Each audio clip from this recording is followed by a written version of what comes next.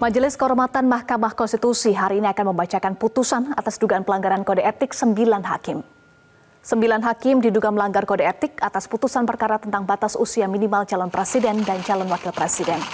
Laporan dugaan etik diajukan sejumlah pihak setelah keputusan MK yang diduga diperuntukkan bagi Gibran Rakabuming Raka maju sebagai calon wakil presiden. Putusan rencananya akan dibacakan pada sore ini atau Selasa 7 November 2023 oleh Ketua MK Jimli Asidiki.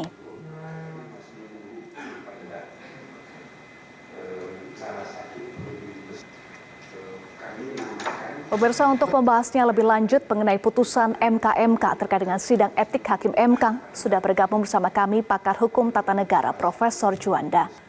Selamat siang, Prof. Juanda. Selamat siang, Mbak Eva. Iya, Prof. Ketua MK Jimli Asidiki menyatakan dugaan pelanggaran etik terbukti. Apakah dengan dugaan pelanggaran etik yang terbukti artinya sudah pasti MK akan memberikan sanksi tegas sore hari ini?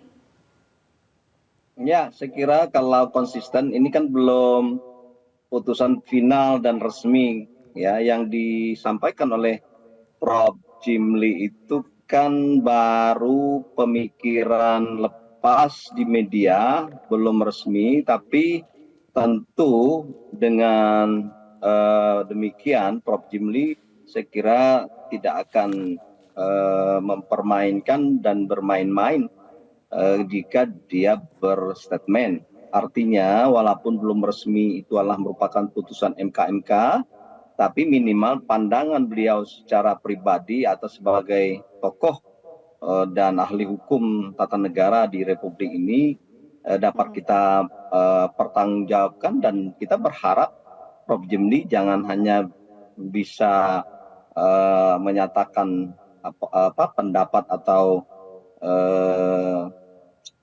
keterangan seperti itu, tetapi nanti pada putusan yang resmi akhirnya berbelok tajam ke arah yang tidak konsisten misalnya.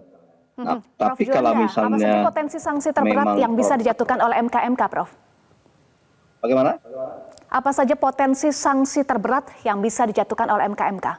Ya, kalau kita lihat dan mendengar ya, kemudian saya analisis, kalau memang ini terbukti apa yang dikemukakan oleh Prof. Jimli itu, maka ada 3 jenis putusan yang disampaikan nanti. Pertama itu adalah paling ringan, itu adalah teguran lisan, sedang itu adalah teguran tertulis, dan yang paling berat adalah pelanggaran kode etik berat, tentu adalah bisa jadi itu adalah pemberhentian dengan tidak hormat. Ya, meskipun kita masih menunggu ya pengumuman resmi sore hari ini, Ketua MK Jimli Asidiki sudah menyatakan bahwa Anwar Usman melanggar etik dengan kemungkinan tadi sanksi terberat yang Anda sampaikan adalah bisa diberhentikan dengan tidak hormat. Tapi pertanyaannya, cukupkah hanya berhenti di sanksi dengan konsekuensi marwah MK yang dipertaruhkan hingga saat ini? Ya, sesuai dengan tugas wewenang dari MK itu sendiri, ya hanya bergerak dan dalam ranah etik, tentu secara yuridis formal tidak bisa merubah dari putusan perkara nomor 90 itu secara yuridis formal. Tetapi tentu kita berharap kalau memang ini terbukti, misalnya pelanggaran berat, ada salah seorang hakim atau beberapa orang hakim terbukti dinyatakan pelanggaran berat dan putusan sanksinya adalah pemberhentian dengan tidak hormat, saya pikir bisa diperluas. Pertama, kita melihat ya bahwa MK itu sendiri sebenarnya bisa merekomendasi untuk melakukan pemeriksaan ulang dari perkara nomor 90 itu. Jadi rekomendasi sifatnya, artinya dengan cacat etik itu atau ada pelanggaran etik, maka saya mengatakan bahwa secara legitimasi moral putusan itu tidak memiliki legitimasi moral, walaupun secara yuridis formal hanya memiliki legitimasi hukum. Oleh karena itu, biasanya yang kita ingin sesuai dengan mazhab hukum yang berlaku di Indonesia, yang saya pahami adalah di samping tegaknya hukum juga tegaknya keadilan. Artinya ketika tidak memiliki legitimasi moral, maka di situ artinya roh dari hukum itu sendiri adalah keadilan, secara moral itu sudah tercerabut, dan ini saya kira tidak bisa kita terima ya. Oleh karena itu saya kira ini pembelajaran yang bagus, artinya ya dengan cacat etik ini nanti seandainya benar ini, maka sebenarnya cacat secara yuridis juga, secara material bahwa putusan itu sebenarnya sudah cacat. Oleh karena itu nanti ya walaupun ini kita tidak bisa berdaya apapun karena memang secara hukum positif, hukum tata negara positif mengatakan bahwa sifat dari putusan dari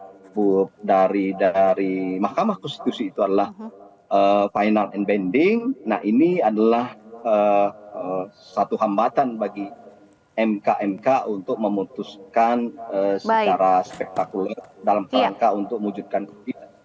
Baik, Prof. Juanda, tadi Anda sampaikan bahwa kewenangan atau ranah MK hanya sebatas etik, tapi bisa saja MK ini membuat terobosan ya. Tapi apakah terobosan ini bisa berdampak pada putusan MK nomor 90? Singkat saja. Saya kira terobosannya paling tidak bisa merubah, kecuali yang bisa merubah itu adalah MK itu sendiri, yaitu sekarang ada dua alternatif. Pertama itu adalah rekomendasi dari MK akibat dari pemberitaan dengan tidak hormat dan nanti itu rekomendasi kepada MK untuk melakukan pemeriksaan ulang. Yang kedua, sekarang bergulir lagi ada permohonan yang terbaru adalah menggugat lagi pasal 169 Q itu sendiri, narasi tentang persoalan pernah menjabat dan sedang menjabat jabatan yang diperoleh dari pemilu itu. Jadi dua itu, tapi kan selain itu saya kira tidak bisa. Baik, kita nantikan apa putusan MK sore hari ini, apakah sanksi dan juga apakah ada rekomendasi dari MK kita nantikan bersama ya Prof. Terima kasih pakar hukum tata negara Profesor Juanda sudah bergabung bersama kami di Metro Siang. Jelajahi cara baru mendapatkan informasi. Download Metro TV Extend sekarang.